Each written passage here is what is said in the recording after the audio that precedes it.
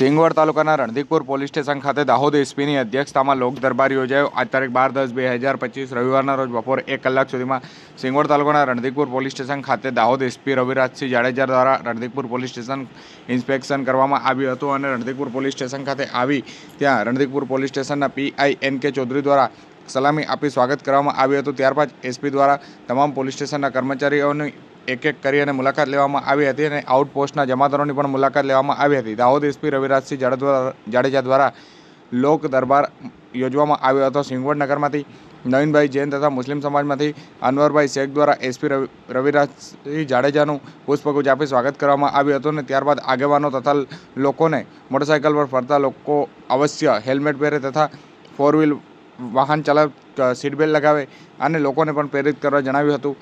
દાહોદ જિલ્લામાં વધારે પડતા એક્સિડન્ટમાં હેલ્મેટ નહીં પહેરવાના કારણે જે મરણ થતા હોય છે ત્યારે હેલ્મેટ ફરજિયાત પહેરવું તેવા સૂચનો કરવામાં આવ્યા હતા અને લોકો દ્વારા પણ તેમની રજૂઆતો કરવામાં આવી હતી અને લોકોને રજૂઆત જલ્દીથી જલ્દી સોલ્વ કરવા માટેનું પણ જે રવિરાજસિંહ જાડેજા દ્વારા અધિકારીઓને સૂચન આપવામાં આવ્યા હતા।